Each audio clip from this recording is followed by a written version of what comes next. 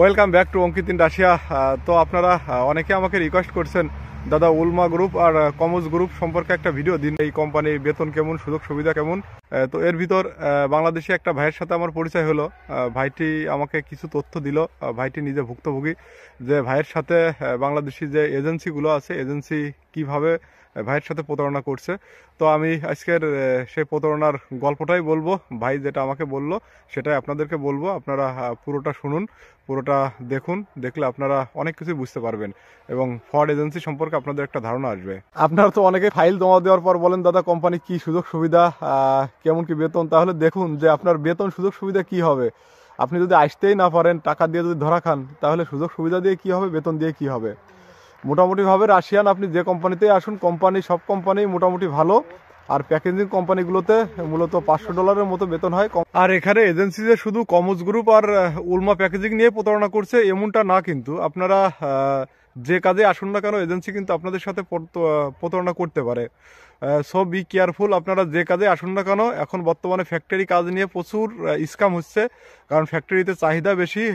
মোটামুটি একটু বেতনের প্রলোভন দেখিয়ে, সুযোগ সুবিধার প্রলোভন দেখিয়ে 3 মাসে ফ্লাইট করা দেবো, এসব প্রলোভন দেখিয়ে এজেন্সি হচ্ছে বিভিন্ন লোকের কাছ থেকে ফাইল সংগ্রহ করছে, অ্যাডভান্স নিচ্ছে। তো এইসব ব্যাপারগুলোতে একটু সতর্ক থাকবেন। আপনারা যদি চান তাহলে ওই ভাইটির সাথে যোগাযোগ আমি করাই দিতে পারবো। আর অবশ্যই ওনাদের এজেন্সির সাথে ঝামেলাগুলো মিটলে আমার ভিডিওতে ওনরা আসবে ভিডিও কলের মাধ্যমে। তো আপনারা তো তখন ওনাদের মুখ থেকে সমস্ত কিছু জানতে পারবেন। একটা এজেন্সির সাথে ওনাদের পরিচয় হয়, পরিচয় হওয়ার পরে এজেন্সিতে ওনরা ফাইল দেয়, কিন্তু এজেন্সি কন্ডিশন দেয় যে 2 লাখ টাকা অ্যাডভান্স পেমেন্ট করতে হবে, না হলে ওনরা কাজ করবে না। তো তখন ওই ভাইরা 1 লাখ টাকা অ্যাডভান্স করে। অ্যাডভান্স করার পর ওনাদেরকে 3 মাস সময় দেয়, যে 3 মাসের ভিতর তোমাদেরকে ভিসা করে দেবো, 3 মাস সময় লাগবে। আর ওনাদেরকে বলে যে বেতন পাবা তোমরা 70 থেকে 80 হাজার টাকা বেতন পাবা, আর তোমাদের ওভার টাইম দিয়ে মোটামুটি তোমাদের 1-এর উপরে বেতন হবে।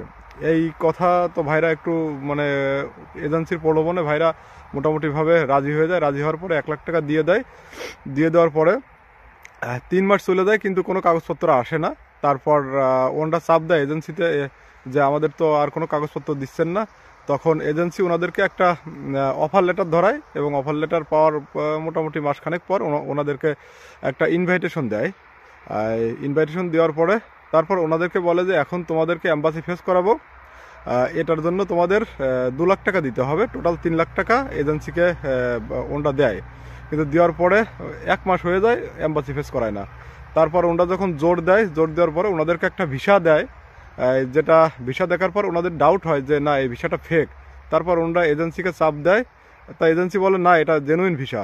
ওনরা ভিসাটা পায় হচ্ছে আপনার 2024-এর ডিসেম্বরের 12 তারিখে। যখন ওনরা বুঝতে পারে যে ভিসাটা ফেক, তখন ওনরা এজেন্সির সাথে কথা বলে, এবং এজেন্সি তখন বলে যে ঠিক আছে, তোমাদের জেনুইন ভিসা আমরা করে দেবো। যাই হোক আর কি, এটা ফেক হয়তো হলেও হতে পারে, এরকম আর কি এজেন্সি ওনাদেরকে বোঝায়। তো ওনারা সেইভাবে রাজি হয়। তারপর এজেন্সি ওনাদের কাছ থেকে তো ইতিমধ্যে 3 লাখ টাকা নিয়েছে এজেন্সি। তারপর ওনাদের বলে তোমাদের অ্যাম্বাসি ডেট পড়ছে, এবং অ্যাম্বাসি ফেস করানোর জন্য তোমাদেরকে 20,000 টাকা দিতে হবে। তো ওনারা তো তখন মানে অলরেডি ফাঁদে পা দিয়ে ফেলছে, পিছু ফেরার ওনাদের আর উপায় নাই। তখন ওনারা এজেন্সিকে আরও 20,000 টাকা দেয়, এবং এজেন্সি ওনাদেরকে একটা ডেট দেয় যে এই ডেটে তোমরা অ্যাম্বাসিতে যাও। ওনারা অ্যাম্বাসিতে যায়, কিন্তু ওনাদের আর ডাকে না। এইভাবে একটা ডেট, 2টো ডেট এইভাবে পার হয়ে যায়। 3টা ডেটে গিয়ে দেখে যে আরও অনেক লোকজন আছে, যেগুলো তাদের সাথে ওনাদের পরিচয় হয় অ্যাম্বাসিতে এসে। তারা বলে যে ওনারা উলমা গ্রুপে জমা দিচ্ছে, একই এজেন্সিতে, ওনাদের সাথেও সেম কাহিনী হয়েছে। তখন ওনারা বুঝে যায় যে আসলে এটা একটা ফেক এজেন্সি। তারপর ওনারা এজেন্সি অ্যাম্বাসি যেহেতু ওনাদেরকে আর ডাকে না, তখন ওনারা চলে আসে। চলে আসার পর তখন ওনারা এজেন্সিকে বলে, এজেন্সি বলে যে তোমাদের আর অ্যাম্বাসি যেতে হবে না, তোমাদেরকে আমরা কন্টাক্টে ভিসা করাই দেব। তারপর জানুয়ারি 25 তারিখে ওনাদেরকে আরেকটা ভিসা দেয়। মোটামুটি ওনরা বললো এরকম ভুক্তভোগী ওনরা মোটামুটিভাবে 100 জন মতো আছে। যখন ডিসেম্বরের 25 তারিখে ওনরা আরেকটা ভিসা পায়, তখন ওনাদের মানে আরও বেশি ডাউট হয় যে হ্যাঁ আসলে ফ্রড এজেন্সি।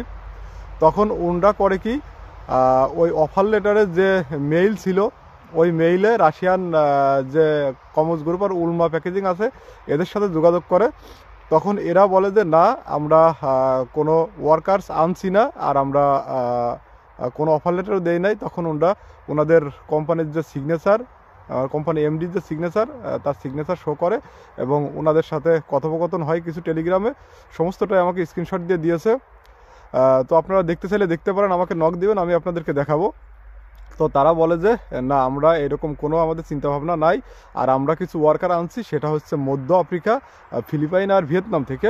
এর ভিতর ওনরা আবার যাই হোক আর কি লোকটোক ধরে ওই ভিসা রাশিয়ান অ্যাম্বাসিতে পাঠায়। পাঠানোর পরে রাশিয়ান অ্যাম্বাসি থেকে বলে যে ভিসার যে সিরিয়াল নাম্বার, সেটা 22 সালের সিরিয়াল নাম্বার।